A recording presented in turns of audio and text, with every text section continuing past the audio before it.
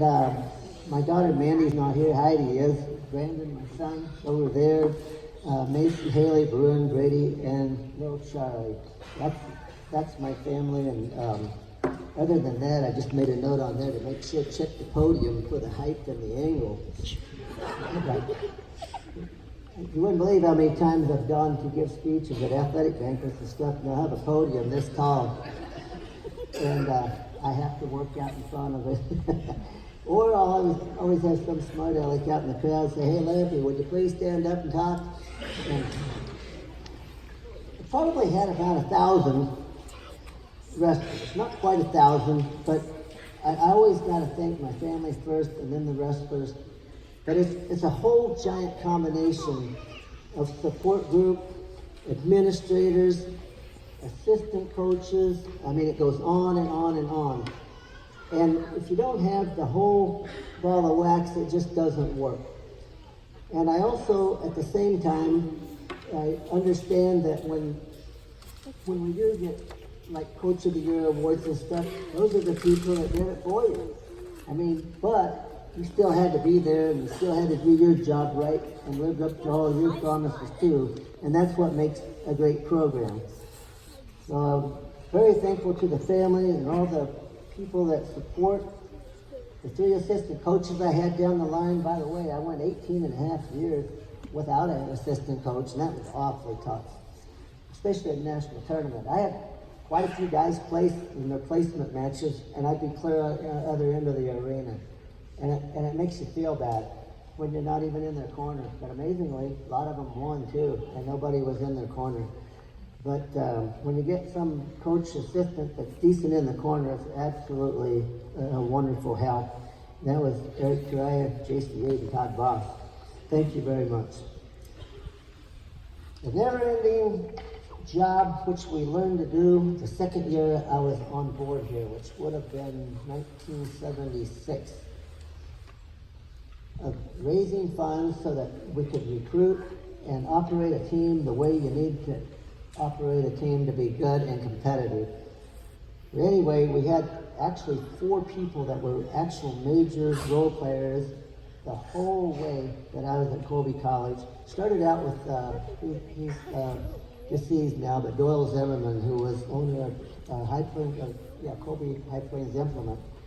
And he was not a wrestling person until my family moved from St. Francis, and we lived right across the street from him. And he took a liking to my brother and I because we would just say hi to him every time we went outside and we'd see him. We'd just yell at him. And the next thing you know, he's walking across the street to the high school watching matches. He became one of the most die-hard wrestling fans I've ever had. And he made all the national tournaments, regional, duels. Became very radical, and there was never a national tournament he didn't fill out every line on every bracket sheet. He would not go home without it. But anyway, those people that were so instrumental, Garvin Strutt, always, every year, Bruce Campbell from Oakley and Kirk Baker from Hoxie. And you know, when you think about it, we had 23 All-Americans from those 3 towns at Colby College. Hoxie, Oakley.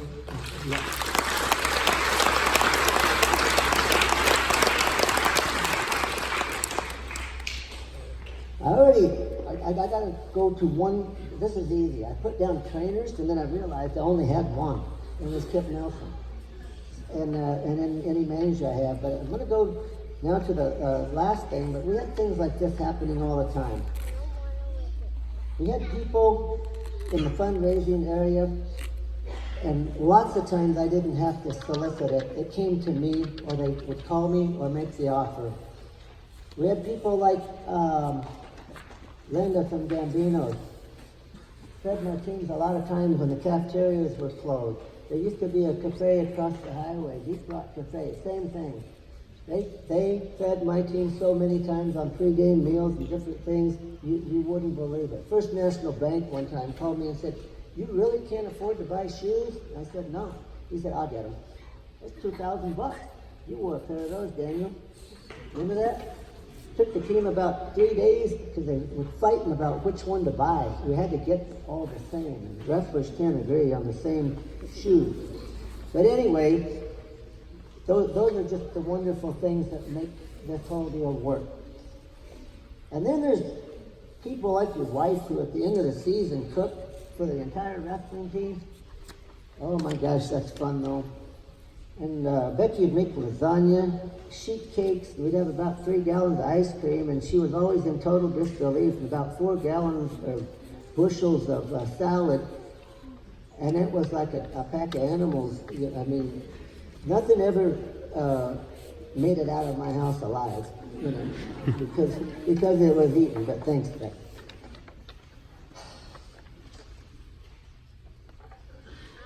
There were so many things that are actually quite incredible when you think about it and when you look back. There was one of the people in this audience mentioned that as we were milling around and talking, he said, isn't it amazing how sometimes you just don't think about it much, and then all of a sudden you start looking at everything that happened.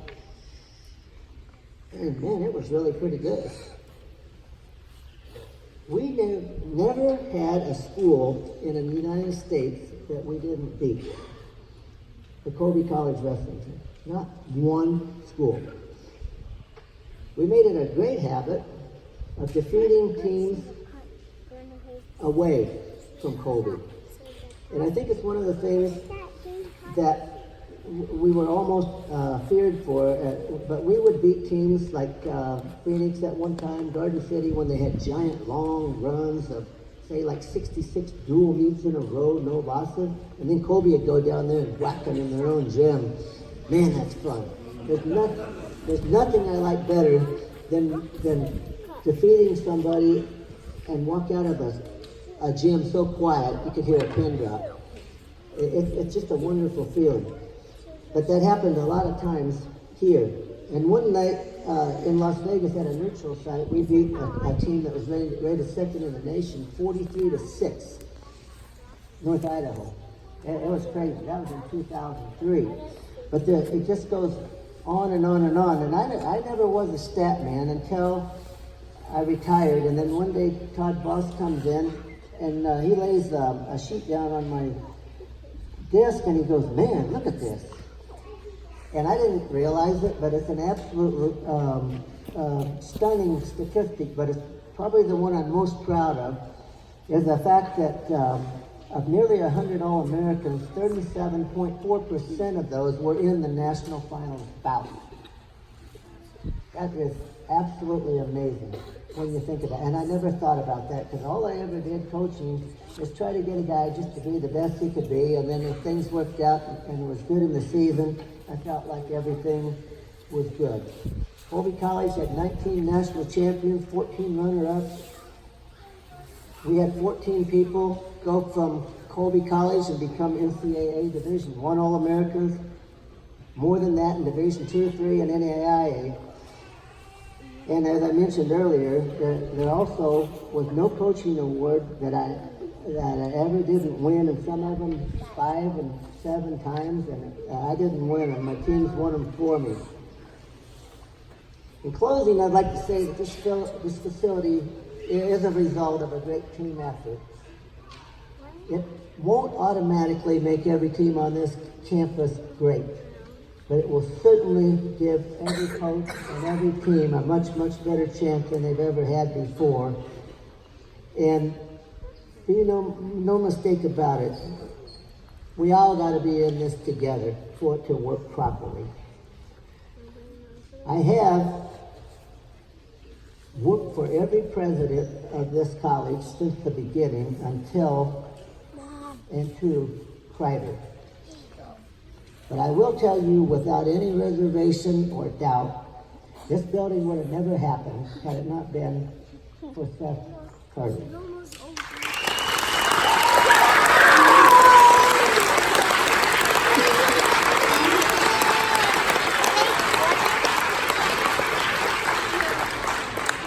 We talked just a second, I didn't, but one of the guys ahead of me said something about getting so much of a response on media. about, gosh, why didn't we have that when I was there? The great Dan Gable always says, coulda, shoulda, woulda. Coulda, shoulda, woulda. Yeah, we don't, it doesn't even pay to think about what's gone. And Beth and I talked about this 2.5, 3 years ago. You know, we can't do anything about the past, but we can sure do something about the future. And we did. Thank you so much.